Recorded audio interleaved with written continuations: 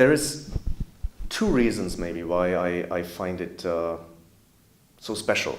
The first one is Earth System Governance is coming home.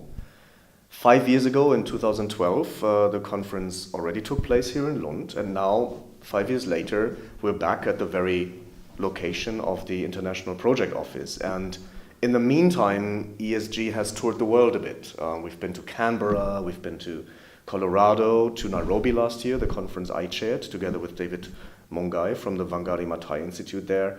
And it's just nice to check in after these 5 years and see how much the community has changed, how much it's been widened, who we're welcoming here, and who's active in it, and how much this has changed after 5 years. So we've come a long way, and we can be proud of that.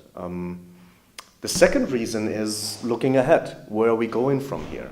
The original funding of the Earth System Governance project is coming to a close, and we will take off to new shores.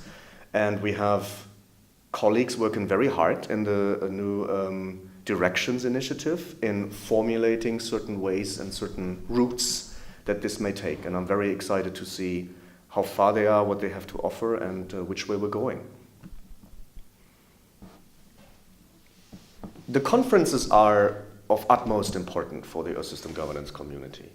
And this is a growing scholarly network, and this is the one event this network has to come together once per year as a totality, if you like. And for me, apart from building and strengthening and reinforcing this network once a year, it's also creating a safe space. We are working more often than not on sensitive issues as environmental governance researchers, issues that not everybody might like, that are controversial. And it's just good to check in with like-minded people who are taking the same risks, have the same sorts of motivations, and get some new energy out of these meetings.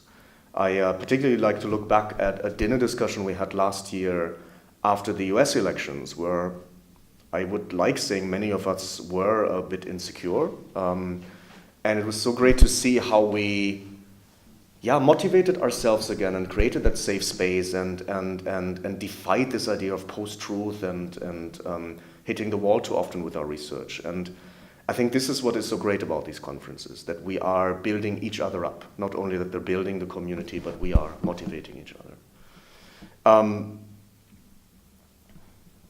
About the program, many great things. I really like how diverse it is. It's so nice to see that every year we're adding certain building blocks, and it reflects how great and big the community has become. I just like to pick out two examples. I mean, the one is the Early Career Researcher Day that we have.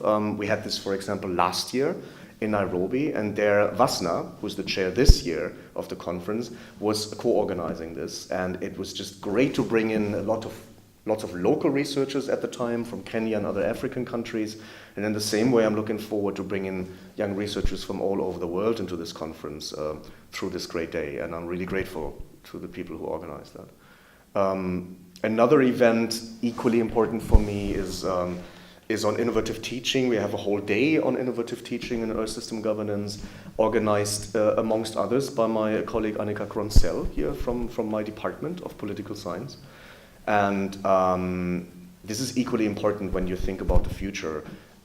We have to cross certain divides as environmental governance researchers between people who work more on environmental issues versus development issues, between people who work more domestically versus internationally, and of course all the different disciplines, and creating an early sense of a joint understanding in our teaching has really sustainable positive consequences, so that maybe 10, 20, 30 years from now we will start our discussions at a different point, at a more advanced point. So I'm very, very happy to see this happening.